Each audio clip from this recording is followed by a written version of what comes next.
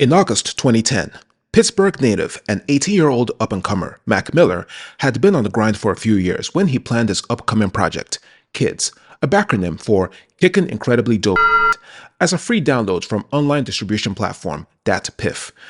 It was one of the earliest examples from an era when rap music fans were discovering and consuming their next favorite artists on websites, a time period later christened as the blog era. One of Kid's songs, Kool-Aid and Frozen Pizza, got the video treatment, and it almost immediately attracted attention from older and ardent hip-hoppers because of the song's beat. It was the same one that graced a song entitled Hip to the Game by Lord Finesse. Hip to the Game had been released back in 1995, thereby presenting a 15-year gap that felt like an eternity in hip-hop culture and history. A lot had changed in those 15 years, which coincided with Finesse's extended absence. So it wasn't surprising when newbies, casual fans, and those who thought rap music started with the emergence of Eminem, who, by the way, helped guys like Mac Miller to exist, were befuddled by who they thought was some unknown old-timer deciding to unleash litigation against the superstar hopeful. Who on earth is Lord Finesse?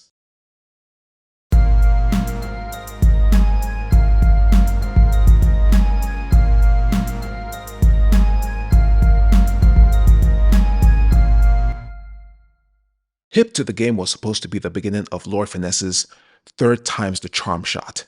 For all his talent as a fierce punchline-driven MC, he wasn't having much luck with Billboard or SoundScan. His first album, 1990's Funky Technician, was delivered via an independent record label that he deemed inadequate. His sophomore album, 1992's Return of the Funky Man, was delivered via Ice-T's Rhyme Syndicate management under a major, an arrangement that he eventually deemed inattentive. If Finesse was to provide a third album to the universe, he needed to revamp his toolset. First, he had to get more serious with his craft. Those days of overnight partying had to be curbed, especially considering that there was a lot to learn from his producers, Diamond D and Showbiz. Finesse eventually came to his senses, picking up on equipment such as the SP1200 and the Akai S950. By the time he graduated to the Akai MPC 3000, a more advanced all-in-one 16-track portable workstation, he had developed into a pro. His acquisition of production equipment had been powered by the proceeds from his first fully credited original track, You Know What I'm About, off the soundtrack album for the 1992 movie Trespass. By 1995, Finesse had amassed up to 15 production credits, ranging from SWV and the Notorious B.I.G. to various members of the Digging in the Crates crew that he had founded. Then there was the issue of a record label. Finesse didn't have one. Poor sales figures from Return of the Funky Man had doomed his alliance with Warner Brothers Records subsidiary, Giant Records. Finesse kept himself busy on the mic, with spots on the Class Act and the previously mentioned Trespass soundtracks, in addition to close to a dozen guest appearances between 1992 and 1995. As far as the hip-hop world was concerned, however, the absence of a new album equated to out of sight, out of mind. But then a lifeline arrived. Neil Levine had extensive experience as a marketing executive who had helped power the careers of acts that ranged from A Tribe Called Quest to Mariah Carey, and now he was getting his own imprint, the result of a partnership between him and Tommy Boy Records, which would serve as its distributor. That venture, Penalty Recordings, launched in 1995, with its focus on hip-hop. Lord Finesse shared being the company's first signee with Wu-Tang Clan affiliate Shabazz the Disciple, and sharing being the company's first released material with Shabaz's Death Be the Penalty was the 12-inch single, Hip to the Game. The song's melody that's chopped, sped up a little, and rearranged as a relaxing vibraphone-strewn 2-bar loop is from the 1972 record, Dream of You. Although Dream of You is often credited to Canadian jazz pianist Oscar Peterson, who plays the piano on the record, the part that Finesse sampled was actually that of American jazz vibraphonist Milt Jackson behind the aforementioned instrument. Plus, the Peterson record is actually a percussion cover of the 1934 swing-era jazz tune of the same name, recorded by American jazz composer and arranger Jimmy Lunsford, and awash with orchestral trombones, trumpets, and saxophones. Lengthy lineage regardless, Dream of You is a blessing to a song like Hip to the Game. The Milt Jackson-dominated melody is punctuated by vocal snippets from Otis Redding and Carla Thomas's Tramp and James Brown's My Thing to give it a pinch of liveliness.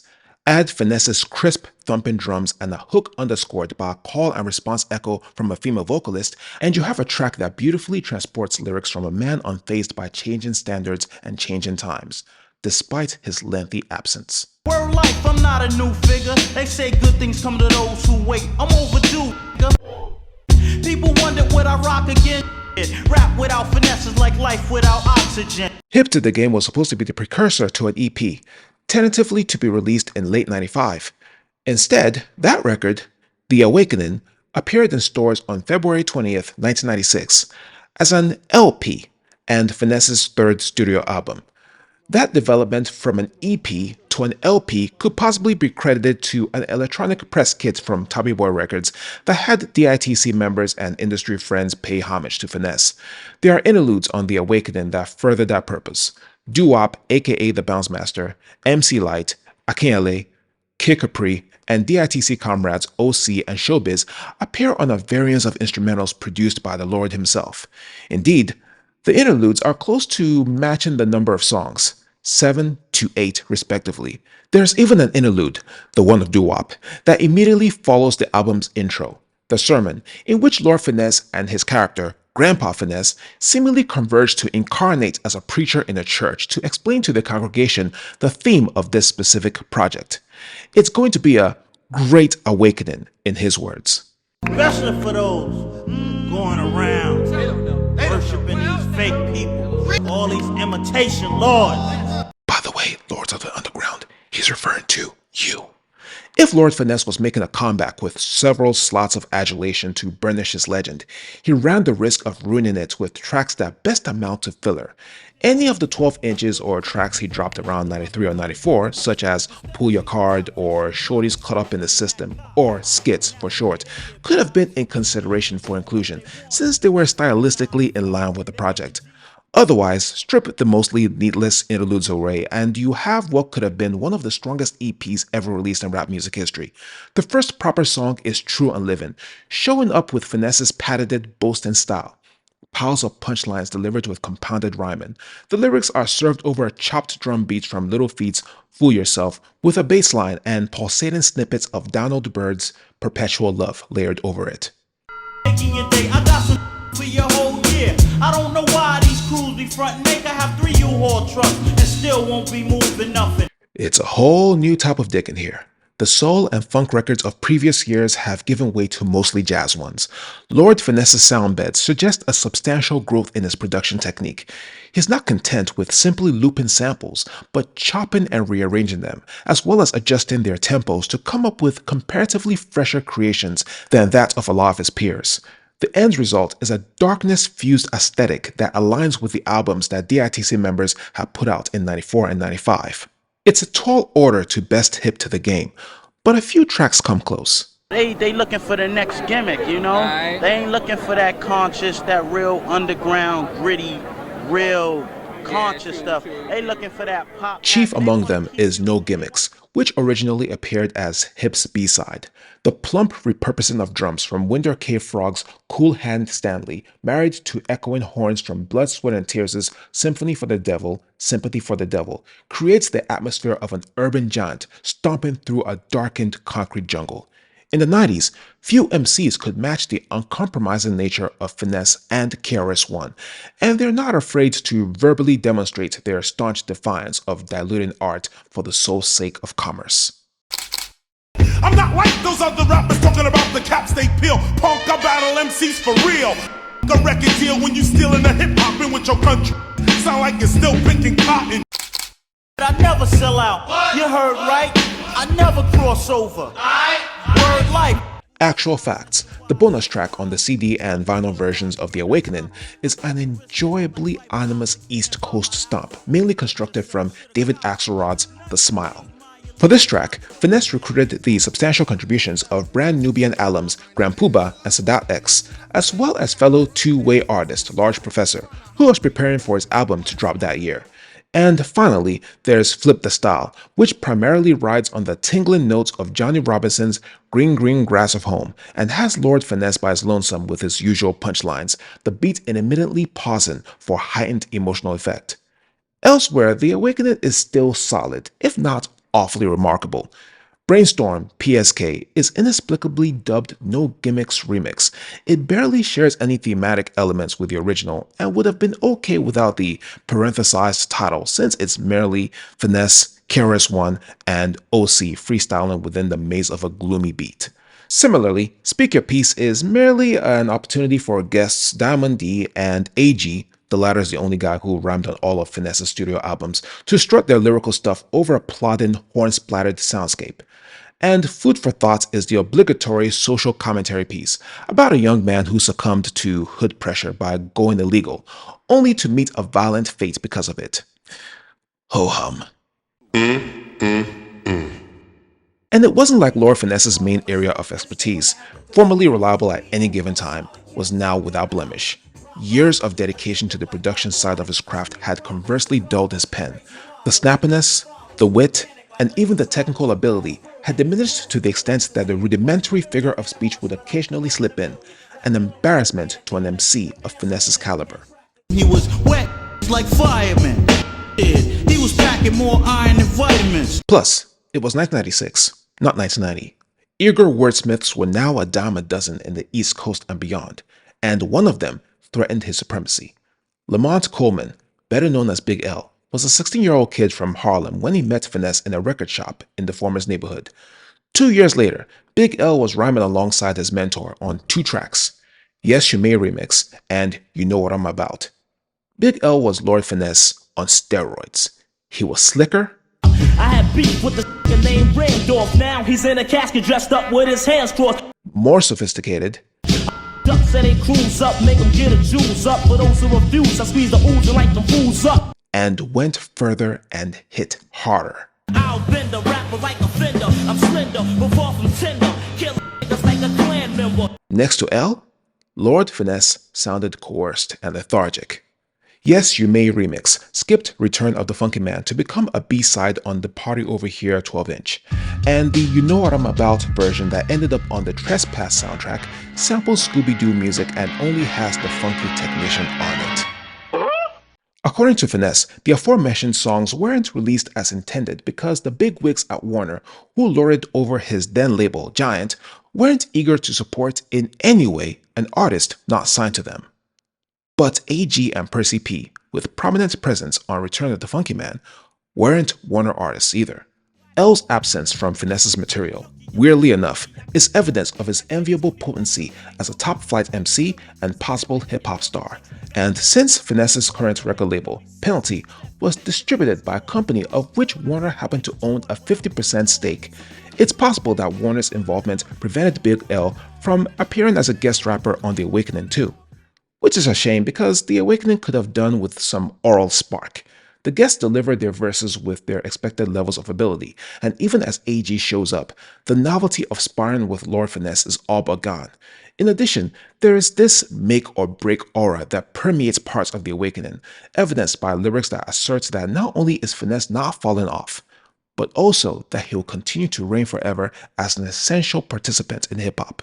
But to even think of reigning forever in the rap music industry, you need at least a couple of hit singles. By 1996, Lord Finesse was only with one single, Return of the Funky Man's title track, that made it onto any Billboard chart, with a peak of number 13 on the rap singles chart.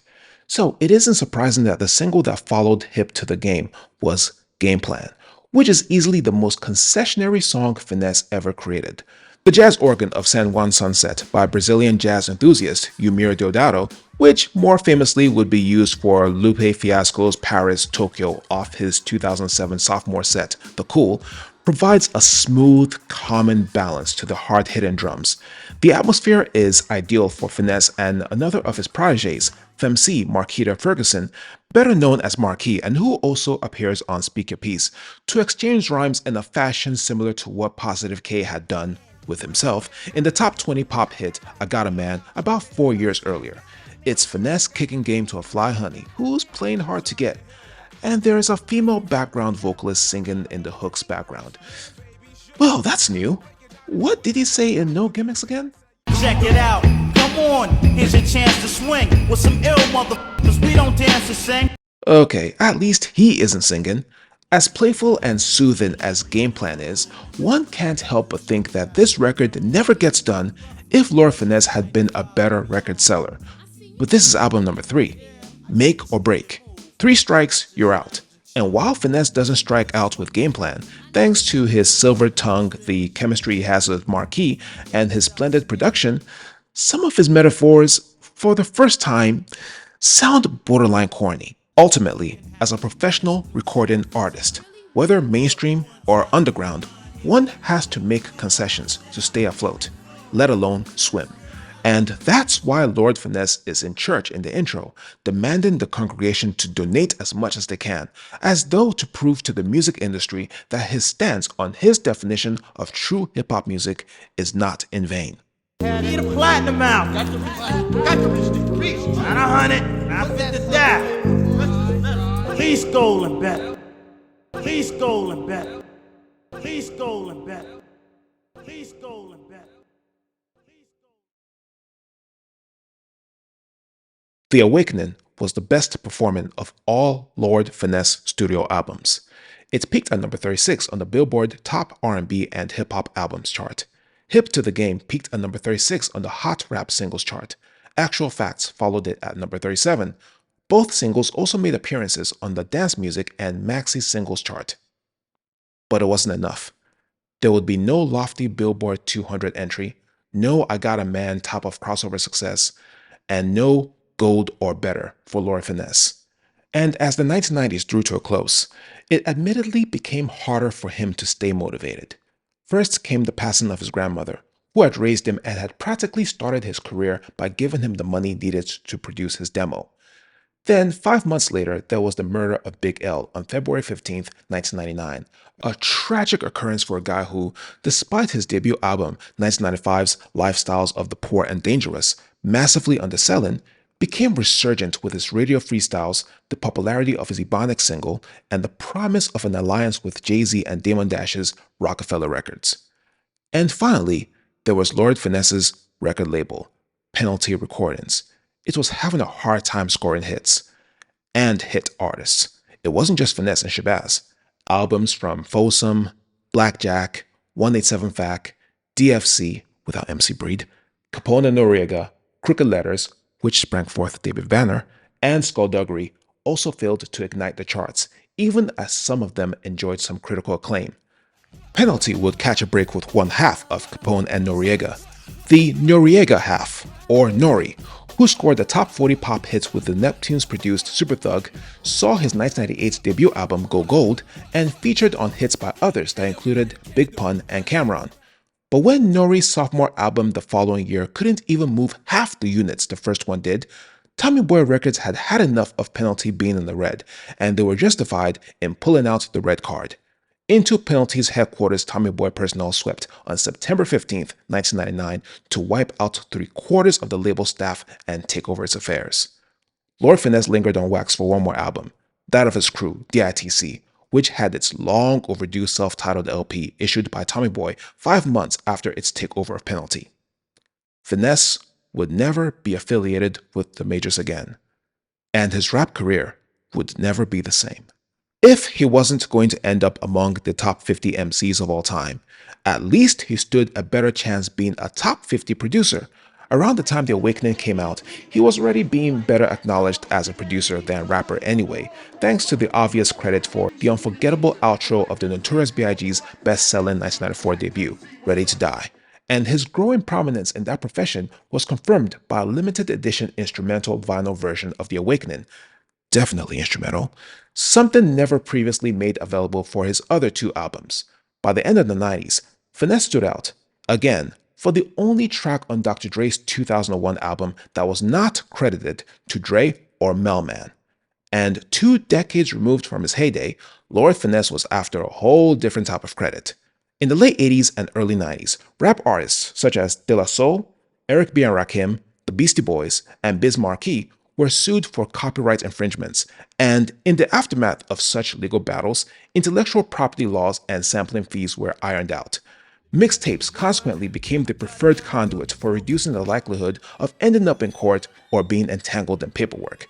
True, Mac Miller's Kids, which contains Kool-Aid and frozen pizza, was available as a free download, unlike a regular studio album, which is typically for sale.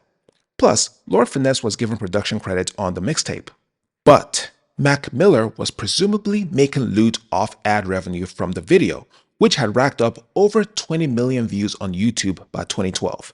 Finesse felt entitled to a slice of the pie made from his track as the main ingredient, especially if publishing and royalties weren't straightened out. What was reportedly a private phone conversation between two artists to resolve the issue spilled over onto Twitter in July 2012, around the time that Billboard magazine announced that Finesse was suing Miller and his record label, Rostrum Records, for $10 million.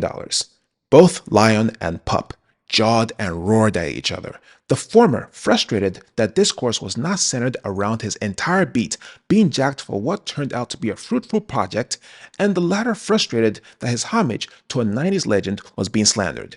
It was not the first time anyone had been sued for sampling on the mixtape. Lil Wayne and Kanye West had been slammed with lawsuits for The Drought Is Over 2 and Freshman Adjustment 2, respectively. But these were suits brought from outside hip-hop. This one was within hip-hop, with a hefty price tag to boot, bringing into question the limits of the musical culture's foundation, which, ironically, had been largely built off the sounds of others. To that end, Miller threw in a jab suggesting that Finesse did not even clear the sample on which Hip to the Game is based, probably unaware of the long heritage of Dream of You or the copyright entanglements that could arise as a result. You know, this is something that meant a lot to me, just as a person, to have the support of Lord Finesse. You know, that's a dream come true, to have the support, of Premier and Jazzy Jeff and Right. people who have heard this record and are like, man, I like Mac because he rhymes on these beats, right? And then to kind of twist it and to make it like a negative thing in my life when that was such a positive thing, it just hurts. But, it's cool. It'll work itself out. Whatever is meant to happen is meant to happen. I just know that I don't have $10 million. Yeah, all right. Here's a simple solution, man. You guys get together. That's get what a I studio- said. get Yeah, a that's what I studio said. for- Do a song. Do a song together. together. I mean, what are we waiting for? I said, man, the illest thing we could, I was like, look, I know you're suing me right now, but the illest thing we could do. I In the love end, it, Mac. I both love parties you. Give 'em a settled first out of single court or 5 months something after the off the announcement album. of the Look, I was lawsuit like, filing, the illest thing we could do and is the availability of the Kool-Aid and frozen pizza video was restored. Despite some fans angered by the uncleared sample jab thrown at Finesse and the demonstration of his comparative naivete of the music biz, Miller's career was just getting started. Ironically, Kool-Aid and frozen pizza, in fact the entire Kids project itself, proved to be Miller's breakthrough. Until his death in 2018 at the age of 26, he enjoyed a fruitful, albeit brief, career as one of the more successful rappers of the 2010s, solidifying his fan base and legacy with successful studio albums, strong sales, remarkable social media engagement, and yes, more mixtapes. On the other hand, it was a cruel twist of fate for Lord Finesse. His highest level of mainstream attention wasn't for his music, but rather against a guy barely out of his teens who idolized MCs like him and who, coincidentally, eventually became a Warner artist. There would be no surge in streams or purchased vinyl, no return to the charts for any of his projects, and no strident, widespread defense of Finesse's standing in hip-hop history. Indeed, some fans saw him as a washed-up MC from the 90s who, instead of being grateful for what they interpreted as Miller's kind and, ironically, very hip-hop gesture, aimed for a huge final payday to compensate for what his career should have been. And some unfairly went as far as to blame Finesse for the subsequent blurring of lines between mixtape and studio album, as though to maximize avoidance of any lawsuits. Let's say I'm talking business with you, right? And you don't understand business. Okay.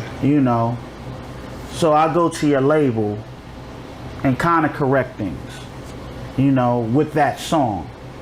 Because the song was on different platforms. The song was registered to BMI. Like the song was taking places.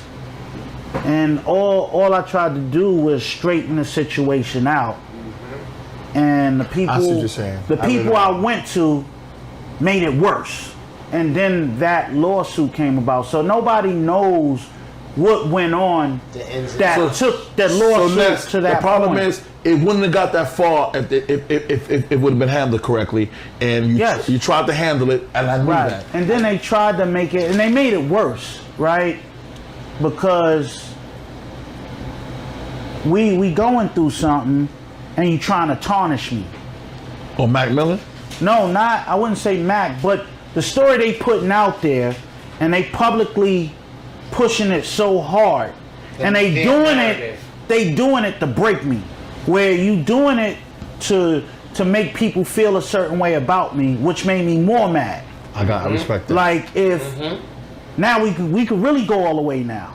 Dance to his reputation aside, Lord Finesse marched on. In addition to his production and DJ assignments that took him beyond the United States, Lord Finesse issued several instrumental albums, such as the SB 1200 project series he kicked off in 2014 and Motown State of Mind in 2020.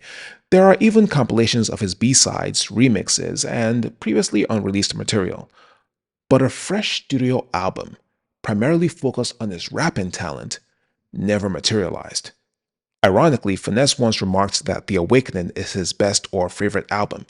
It's hard to argue against that.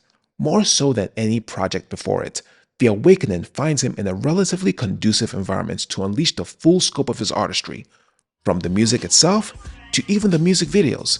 And while Finesse was never blessed with the best A&R, marketing, or record label situations, and he himself struggled to establish the balance between art and commerce, his third album is everlasting proof that he's probably one of the few people who can claim equal parts rapper and producer. If there's ever a list of top two-way hip-hop artists, and it will be a very short, esteemed list, Finesse better be placed at the top level, if not at the very top itself.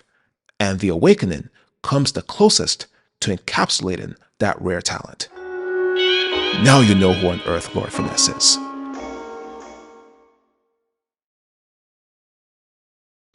Thanks for watching. For those new here, welcome to Rap Perspective. For the Rappleheads, I greatly appreciate your support.